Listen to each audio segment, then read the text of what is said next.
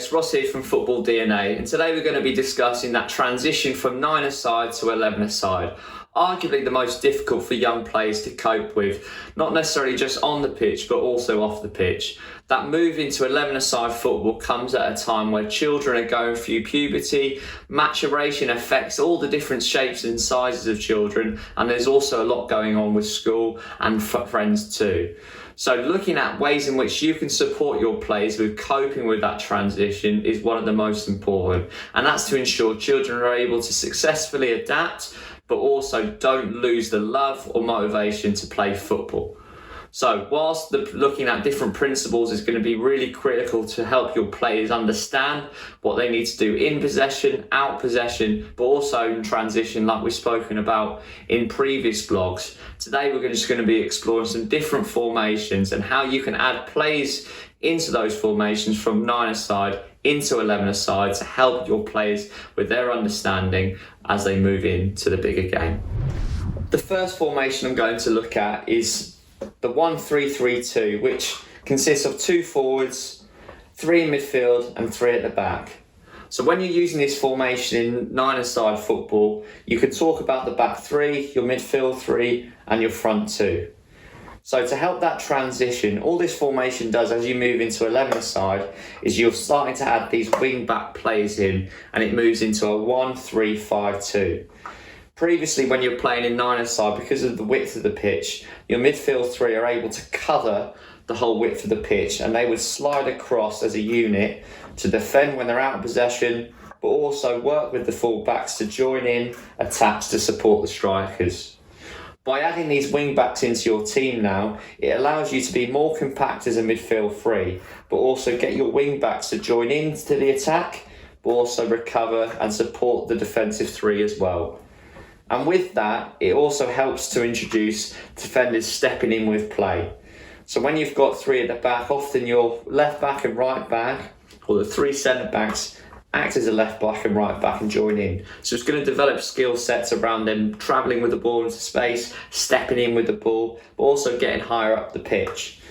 When you bring your full-backs in, they're now able to do that job. But there's no reason why your centre-backs can't step in with the ball and join into the attack too. And this is a formation you're now starting to see more and more in the Premier League and across worldwide football, with defenders now becoming more comfortable with being able to step into play. And you're finding midfielders now going into play in those midfield 3 positions as well.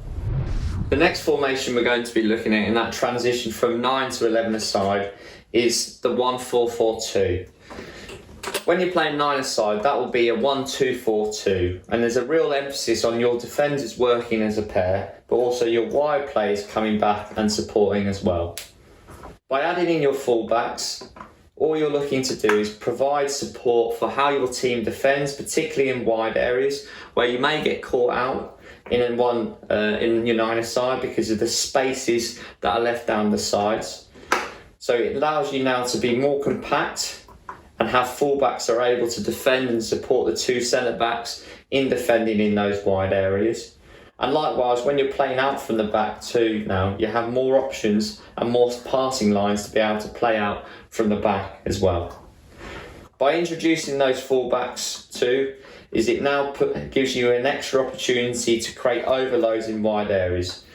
When you're playing a 1-2-4-2, you'll find that defenders are often restricted to staying centrally because of the potential risk that is left in if a defender is to move forwards. So by introducing those wide plays now, you can start introducing the relationship between the fullback and the wide player, both when the team has the ball, but also without it as well. The next formation we're going to be looking at is the 1-3-2-3 in 9-a-side, but then the 1-3-4-3 in 11-a-side. In 9-a-side, this formation can often be used as a 1-3-4-1 when the team's out of possession to help the team defend across the width of the pitch, but also remain compact in the middle as well.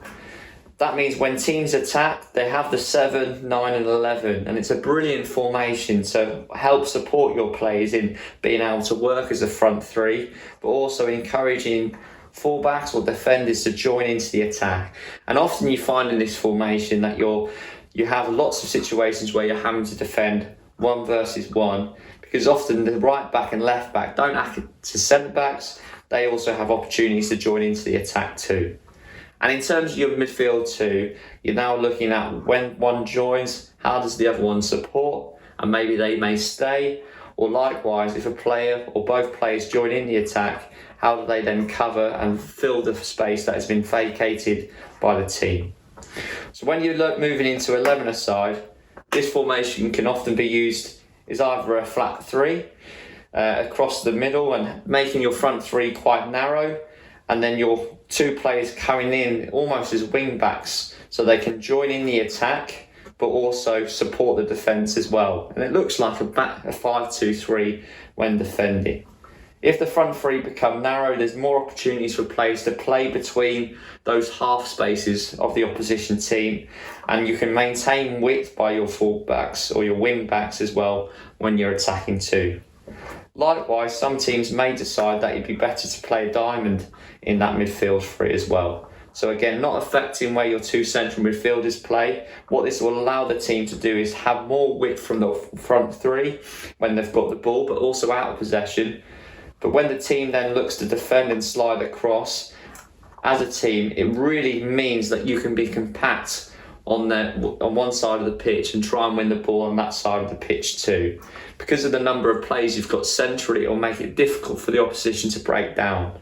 The challenge will be dealing with those switches of play when, if teams can play, going across the other side, there may be overloads that create. And teams need to transfer and transition across quickly if the ball's shifted from one side of the pitch to the other.